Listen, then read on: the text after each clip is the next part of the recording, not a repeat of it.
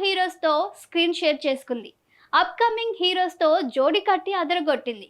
South super stars గా వెలిగిపోతున్న రజనీకాంత్, కమల్ హాసన్ తో కూడా కలిసి నటించింది. డిఫరెంట్ టైప్ ఆఫ్ స్టార్ ఉన్న హీరోలకి సౌందర్యం మాత్రమే సూట్ అయింది. అంతేకాదు ఆమె కెరియర్లో హిట్స్ శాతమే ఎక్కువ. కోలీవుడ్ లో అడుగు పెట్టగానే రజనీకాంత్, కమల్ హాసన్ వంటి సూపర్ స్టార్స్ తో నటించే ఛాన్స్ సౌందర్యకు దక్కింది.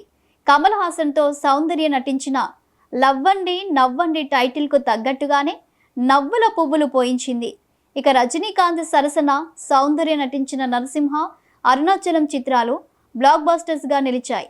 ఈ జంటకు తమిళ ప్రేక్షకులు నీరాజనాలు పలికారు. అమ్మోరు చిత్రంలో సౌందర్య పర్ఫార్మెన్స్ తెలుగువారి మదిలో నిలిచిపోయింది.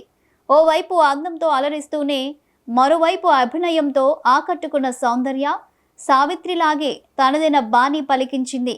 చిన్న పెద్ద అన్న తేడా లేకుండా ఎవరితో నటించినా, ఏ పాత్ర పోషించినా సౌందర్య మార్క్ ప్రస్ఫుటంగా కనిపించేది. అందుకే సౌందర్య భౌతికంగా లేకున్నా ఆమె తెలుగువారి హృదయ ఆకాశంలో ధృవ తారలా నిలిచింది. గ్లామరుతో గిలిగింతలు పెట్టింది. గ్రామరు తెలిసి నటించి మురిపించింది. ఏది చేసినా సౌందర్యకే చెల్లింది. అందుకే ఆమె తెలుగువారి మదిలో వెలుగుతూనే ఉంది. సౌందర్య లాంటి నటీమణులు అరుదుగానే కనిపిస్తారు. అందుకే సౌందర్యని ఎవ్వరూ మర్చిపోలేరు.